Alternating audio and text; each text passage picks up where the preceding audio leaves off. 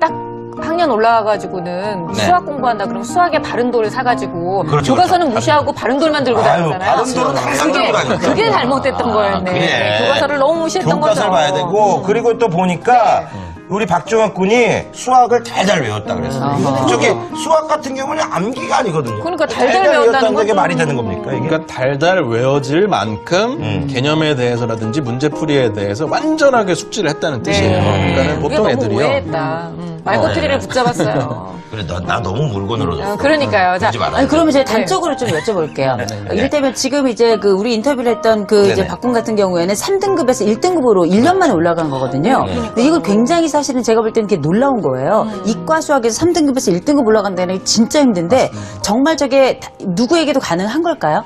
이게 그러니까 이 친구가 그렇게 완벽한 공부를 함으로써 수학 시험에 대한 적응도가 올라간 거예요. 네네. 그래서 3등급에서 1등급 정도가 아니라요. 6등급에서 2등급 올라간 친구도 저는 봤어요. 이과 수학에서. 그러니까는 이 방송을 보시는 분들이 우리 애는 뭐 DNA가 없어, 뭐 능력이 안 돼, 내가 선행을 잘못 시켰어라고 그냥 이유를 만들어서 포기하지 마시고 분명히 방법이 있다라는 것에 대해서 확신을 가지셨으면 좋겠어요. 그래요. 자, 이번에는요, 저희가 선행학습 얘기를 좀 빨리 넘어가 보도록 하겠습니다. 일단 저희가 수학을 어려워하는 이유에서 어머님들이 아까 그랬잖아요. 남들 다 하는 선행학습을 시키지 않아서 그렇죠. 이게 이제 걱정된다고 말씀하셨는데 사실 우리나라에서요, 그 선행학습에 들어가는 수학만에 들어가는 돈이 거의 연간 6조 원에 달한다고 하죠. 6조 원. 6조면은 작은 나라의 1년 예산이에요. 그러니까요. 이렇게 많이 어마무시한데. 쓰고 있는데도 불구하고 왜 우리는 선행학습을 제대로 못 시켜서 이런 생각을 하게 되는 걸까요? 일단은 그 선행학습이 동네 북이에요. 그러니까 아이가 수학만 못하면 다 선행학습 탓을 하는데 사실 생각해 보십시오. 같은 영화 미리 보고 극장 가서 보면 재미있을까요? 재미없지. 스포일러죠. 네. 게다가 머리가 충분히 여물지 않은 상태에서 선행을 시키는 것은 수평적인 수학 공부가 아니라 수직적인 공부거든요. 이건 아이들한테 나는 못해. 내가 능력이 없나 봐. 두려워라는 것을 만들어주기에 제일 좋은 방법이에요. 그래서 애들이 머리가 안 여문 상태에서 수학을 선행을 시키면 수학을 외웁니다. 그렇죠. 수학을 외우고 그렇죠. 자기가 외우는 줄도 몰라요. 그러다 나오는 게 할 수는 없지만 아는 느낌만 있는 상태거든요. 그래서 선행은 꼭 이렇게 그것만이 수학의 정답은 아니다라는 걸 꼭 아셨으면 좋겠어요. 선행을 뭐 완전히 안 할 수는 없겠지만 그런데 너무 이러면 안 되는 게 제가 아는 애는 초등학교 2학년인데 지금 그 바른도를 풀어요. 고등학교 초등학교 2학년이 괜찮지 않아요, 혹시? 제가 천재가 아니라 제가 볼 때는 그냥 외워요. 그냥 외우는 거예요. 또 엄마가 무섭고 그러니까. 그런데 우리가 왜 아이들을 한글 공부를 시킬 때에도 보면은 너무 이르게 한글을 배운 아이들이 밖에 나가서 뛰어놀지 않고 책만 읽다가 무슨 일이 생기냐면 조기독서 증후군이라는 게 생겨나요. 그와 마찬가지로 아이들이 사실은 이제 학교에 딱 들어갔을 때 두 번, 특별히 초등학교 때는 1학년 때 한 번, 3학년 때 한 번 고비를 맞게 되는데 1학년 때는 뭐냐면 처음 들어가서 적응을 하느라고 제일 많이 생기는 게 바로 이 틱장이에요. 이 한시적으로 나타내는 1년 미만의 틱이긴 하지만 이건 스트레스에서 기인을 하는데 놀랍게 요것과 거의 비슷한 빈도로 3학년 때 또 한 번 틱들이 굉장히 많이 발생하는데 이 틱은 어디서 오는가? 갑자기 3학년 때부터 수학이 어려워지거든요. 그리고 어려워지면서 엄마들이 지금부터 진짜 수학이다.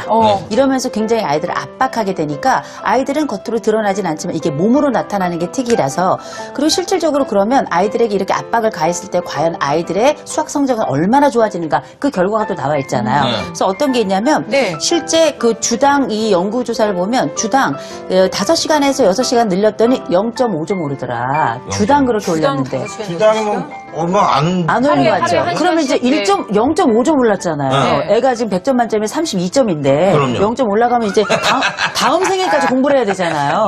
그러면 10에서 12시간 정도로 올리게 되면 이제 1점이 올라가는 거 아니에요? 근데 사실상 실제 우리가 이 시간만 생각하지만 거기 들어가는 비용, 부모의 경제적 비용과 아이의 심리적 비용 이런 것들을 다 생각을 해본다면 실제 아이들에게 강압적으로 시간을 늘린다고 그것만이 답은 아니라는 거죠. 나 우리 어렸을 때 생각해봐. 우리 저기 학원 같은 데 보내면 우리 나만 해도 학원에서 공부 안 하고 놀았어요. 난 맨날 놀아 친구들이랑 뺑뺑 놀고 자랑이에요, 자랑. 아니 근데 사실은 있잖아요. 선행학습 얘기가 나서는 말인데 우리 아들 같은 경우에도 첫째도 선행학습을 영어를 시켰어요. 그래서 지금 영어의 흥미가 완전히 떨어져 버렸어요. 오히려 그게 악효과란 얘기죠. 선행학습도 아니 근데 지나치니. 저는 솔직히 여기서 그 적당한 선행은 좀 필요하다고 생각하는 이유가 뭐냐면요. 저희 딸을 제가 그냥 내버려 뒀어요. 괜찮아. 다 때가 되면 해 하면서 3학년 때 2, 3학년 때 남들은 다 구구다 시키는데 안 시켰거든요. 진짜 안 하더라고요. 진짜 진짜 못하더라고요. 그러니까 아이들이 뭐 이빨도 어떤 애는 빨리 빠지고 늦게 빠지잖아요. 네. 수학 센스도 마찬가지예요. 어떤 아이는 언어 센스가 빠르고 네. 어떤 애는 수학 센스가 빠른 겁니다. 그러면 센스가 좋은 애는 저는 선행해도 괜찮다고 봐요. 네. 저희 아들도 지금 1학년 들어갔는데 2학년 문제집 풀어요.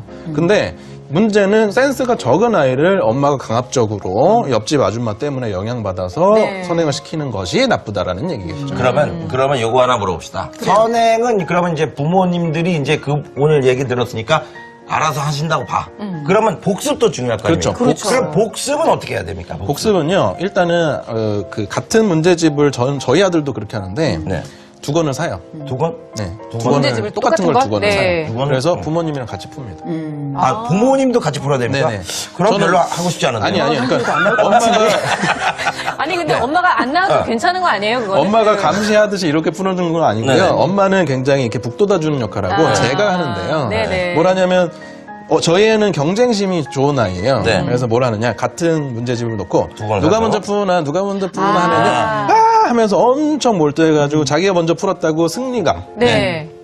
자기 효능감 이런 거 엄청 느껴요. 저는 일부러 늦게 풀어주죠. 그렇죠. 일부러 막 틀리고 아이쿠 이런 똘추 이러면서 네. 그렇죠. 그렇게 해서 아이들 복습을 조금 유도하니까 아이가 언제 오늘은 또 수학 문제집 풀어요라고 가지고 약간 네. 그 공부를 약간 게임처럼 정보 그렇죠. 그럼 일반적으로 네. 복습은 어떤 식으로 하는 게 좋은 건지 네 알려주세요. 그 다음에 이 복습은 양도 되게 중요한데요. 보통의 경우에는 1시간 정도 뭘 배웠으면 네. 3배 정도. 3배. 정말요? 3배 정도는 그거에 대해서 충분히 아이가 가지고 놀고 고민하고 뭔가 생각을 해볼 수 있는 시간을 네. 보장해줘야 됩니다. 네. 그러다 보면은 센스가 아주 높지 않다면 선행할 시간은 없는 거죠. 복습이 더 중요한 거고요. 네네, 그렇군요. 그런 얘기 많이 하잖아요. 뭐 타고난 수학머리가 있다. 뭐 이런 얘기도 하는데 그건 어떻게 된 전 겁니까? 그렇다고 봐요. 있다고 봅니다. 있습니다. 그래요? 있죠? 저 네. 고등학교 때 봤습니다. 타고난 수학머리가 있어요. 네네. 바른 돌. 네. 네. 바른 돌을 이렇게 기타 치면서 기타를 치면서. 발로 넘기면서 일부러? 보는 애들이 있어요. 발로 넘기면서 바른 돌. 발가락으로 이렇게 바른 돌을. 이건 좀 설명이 잘못됐네, 이거. 네. 뭐 이런 애들이 있어요. 야, 그런 애들. 설마 본인 말 얘기를 저는 하시는 거- 아니죠. 예. 저는 아니고. 그러니까 세상에는 별 사람들이 다 있는 그러니까요. 거예요. 네.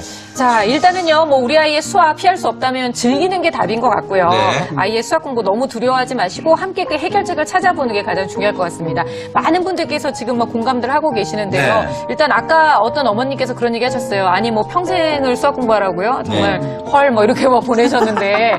선행학습은 목마르지 않은 말을 물가로 끌고 가서 강제로 물을 먹으라는 것이죠. 라고 생각하시는, 끼꿈꼴. 네, 어머님. 네, 반갑습니다.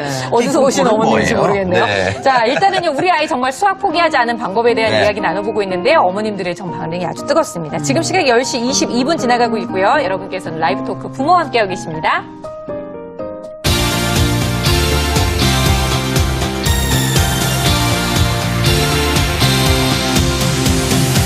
라이브 토크 부모. 네, 오늘 어머님들께서요, 뭐, 공감 사연뿐만이 아니라 네. 아이들 수학 가르치면서 힘드셨던 부분들을 굉장히 많이 올려주고 계시는데요. 그 중에서 저희가 좀 많이 겹치는 내용들, 많이 네. 올라온 댓글들 함께 또 풀어보도록 하겠습니다. 수학은 오답노트가 중요하다고 해서요, 꼭 오답노트를 만들라고 하잖아요. 별 효과가 없는 것 같아요. 오답노트는 언제 써먹어야 할까요? 사실 우리 뭐 중고등학교 때 오답노트 진짜 많이 엄청 만들어 많이 봤거든요. 오답노트. 오답노트. 써본 적이 없어요. 이거 진짜, 이거는 정말 어떻게 해야 되는 거예요? 네, 만약에 네. 필요하다면 어떻게 써야 되는지 좀 알려주세요. 네, 일단은 이게 오답노트라는 거는 사실 많이 안 틀리는 애들이 되게 효과를 보는 게 오답노트고요. 예. 이게 좀 맞는 것보다 틀리는 게 많으면 사실 오답노트 만들다가 볼장 다 날 먹어요. 새죠. 아니, 인성이 많아지죠, 오답노트를 인성이. 안 만들었어요. 어차피 다 틀리는데. 훌륭해. 그냥 그냥 다시 써야 되잖아. 정답 노트가 빠른 거죠. 차라리 아니 근데 생각만 해도 정말 20문제에서 네. 15개 틀린 애한테 너 그거 베껴서 쓰고 있으라는 거 하는 거 자체가 일이잖아요. 그래서 이제 몇 개 안 틀리는 학생 같은 경우에는 문제부터 일단 옮겨 적게 합니다. 네. 이게 문제 쓰면서 배우는 게 되게 많아요. 그리고 두 번째는 풀이 과정하고 틀린 이유. 그리고 이 다음에 이 문제를 또 만나면 어떻게 착안할 것인지, 아이디어를 어떻게 낼 것인지에 대해서 미리 이 네. 부분을 이해했을 때 쓰도록 하고요. 네. 풀이 과정이 하나하나 넘어가는 이유에 대해서도 써보게 합니다. 아까 교수님 말씀대로 말로 해보게 하는 것도 좋고요. 네. 요게 이제 정도라고 생각하시면 되겠고, 이러다 보면은 시간이 너무 많이 들잖아요. 네. 그렇죠. 그래서 저는 아이들 상담할 때 뭘 추천하냐면, 아이들 다 핸드폰 쓰지 않습니까? 네. 네. 틀린 문제 다 찍어놓게 합니다. 사진으로. 시간을 네네. 줄여주는군요, 그렇죠. 일단. 한 문제씩 찍어 놓음으로써 이렇게 아이가 넘기면서 시간 있을 때 풀어보기도 하고 네. 시간이 지나고 수학을 더 배우고 나니까 그때는 몰랐는데 지금은 되게 쉬운 문제인 거죠. 그런 건 지워버리기도 하고. 또 그럴 수도 있겠다. 그다음에 쌓인 문제들을 보면서 내가 주로 어디서 많이 틀리는구나, 네. 어떤 유형이 틀리는구나를 쉽게 찾을 수 있죠. 역시 이런 방법의 오답 노트는 공부를 잘하는 데만 쓰는 게 좀 옳습니다. 왜냐하면 문제가 너무 많으면 계속 그거 보고 있다 눈도 나빠지고요. 게임 쪽으로 또 넘어갈 확률이 높습니다. 그리고 그리고- 이제 셀카를 하도 찍어가지고 네네. 앞에 있는 문제가 어디 있는지 몰라요. 내 사진 밖에 또 관리를 해야 돼. 저 위로 올라가 있고. 그렇지. 자, 근데 이번엔 핸드폰을 또 그런 식으로 또 써먹는 네, 거. 활용할 수 있는 좋네요. 방법인데 그렇죠. 네네. 자, 두 번째 고민도 함께 또 볼까요? 초등학교 1학년 엄마인데요. 어렸을 때 연산을 잡아놔야 한다고 해서 지금 학습지를 시키고 있는데 너무나 하기 싫어한다고 안 해도 될까요? 라고 하셨는데 여기서 포인트는 이겁니다. 어렸을 때 연산을 잡아놔야 한다고 해서 애를 잡고 계시는 이런 네네. 상황인 것 같은데 이게 사실 초등학교 엄마들이 다 고민하는 부분이거든요. 네네.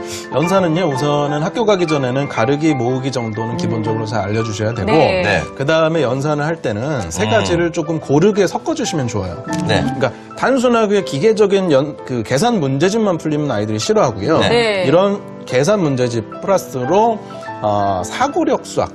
이게 사고력 수학을 너무 어렵게 생각하실 필요가 없는 게 얘가 이 수학 연산 개념에 대해서 제대로 알고 있는지 크로스 체크하는 거라고 생각하시면 돼요. 네. 그래서 이런 사고력 수학하고 진짜 계산 문제뿐만 아니라 네. 활동형 수학. 뭐 가위로 잘라보고 만들어보기도 하고 붙여보기도 그쵸, 하고. 도형 만들고 그쵸. 하는 거. 어렸을 때는 교구라고 생각하시면 네. 돼요. 그런 세 가지를 고르게 하면 아이들이 입체적으로 수학 연산 계산에 대해서 이해할 수 있어요. 네. 우리가 이제 엄마들이 많이 하는 것 중에 그 학습지 선생님들이 오시면 네. 저희 애들도 그거 한 달 했었는데요. 아이들한테 문제 이만큼 갖고 와가지고 쫙 풀린 다음에 옆에서 초시계로 재요. 그러더라고요. 그러면 아이들이 수학에 물리기도 하지만 수학 공포증도 생기는 거예요. 늘 수학하면 쫓겨야 되고 네. 그러면 이런 심리적 공포라는 거는 앞으로 나아갈 자의 발목을 잡게 되는 거거든요. 그러니까 실질적으로 부모님들이 이런 연산이 중요하긴 하지만 연산이 공포가 되게 한다면 이것처럼 비참한 비극은 없다는 거죠. 그렇게 명심하셔야 그러면 될 것 더 같아요. 재미를 안 느껴서 못 느껴가지고 더 질려버리는 떨어질 것 거죠. 같아요. 그렇죠. 그러니까 어느 정도 얘가 다 익혔다 하면 너무나 네. 이렇게 시간에는 촉박하게 몰아붙이지 않는 게 좋은 거죠. 그렇죠. 특히 초등 단계에서는 시간 제한을 둘 이유가 전혀 없어요. 네. 근데 여기서 궁금한 게요. 지금 어머님들도 뭐 정연맘, 초저학년의 연산 속도가 중요한가요? 뭐 이런 거 얘기하시잖아요.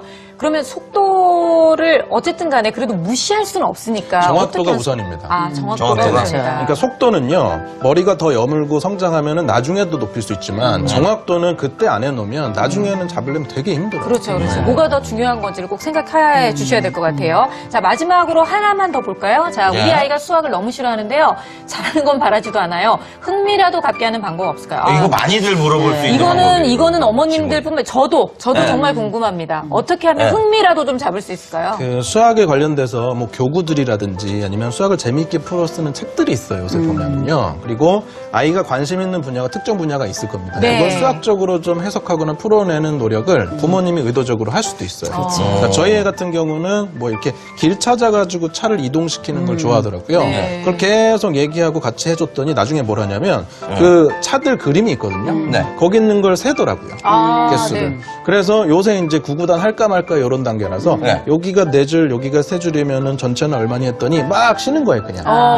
근데 일단 쉬니까 더하죠. 힘들지 시간 많이 걸리잖아. 이거 곱셈이나 구구단 외우면은 할 수 있어요. 금방 그랬더니 된다, 이렇게. 알려주세요. 그렇지. 라고 자기가. 네. 흥미를 유발하는 그게 거죠. 굉장히 중요한 거죠. 그래서 저는 네. 이런 방법을 좀 써봤는데 네. 정말 효과적이더라고요.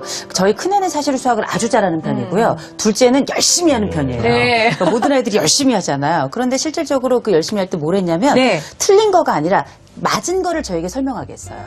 맞은 거를. 그랬더니 그 다음번에 또 하나 맞으면 그걸 또 저에게 설명하잖아요. 네네. 격려를 통해서 아이들은 신나고 신나야 그 과목은 더 하게 되거든요. 그렇지. 그러니까 부족이 아니라 잘된 부분을 많이 격려해 주시는 것이 아이들의 성취, 결국 수학은 성취에 해당되는 거라 네네. 학문적 목적에도 부합할 겁니다. 나 수학 네. 잘해? 뭐 이런 거죠. 그렇죠. 자, 오늘 방송 잘 참고하셔서 네. 우리 아이들이 수학을 너무나 싫어하지 않도록 수학도 할 수 있는 과목이라는 거 알려주셨으면 좋겠습니다. 오늘 많은 댓글 남겨주신 어머님들 감사드리고요. 우리 댓글창 한번 닫아볼게요. 닫아봐야죠. 닫혀라 댓글. 아! 네, 오늘 라이브 토크는 여기까지입니다. 사실 아까 중간에 어떤 뉴스가 나왔냐면요. 네. 우리나라 고3 학생이 세계 요리대회에 나가서 은메달을 땄다는 게 나왔는데요. 사실 아이가 수학만 다 잘하는 건 아니거든요. 요리에 관심 있는 아이한테는 요리와 수학을 좀 접목시켜서 네. 수학을 좀 접근하는 방법도 많이 연구하면 좋을 것 같다는 생각이 들어요.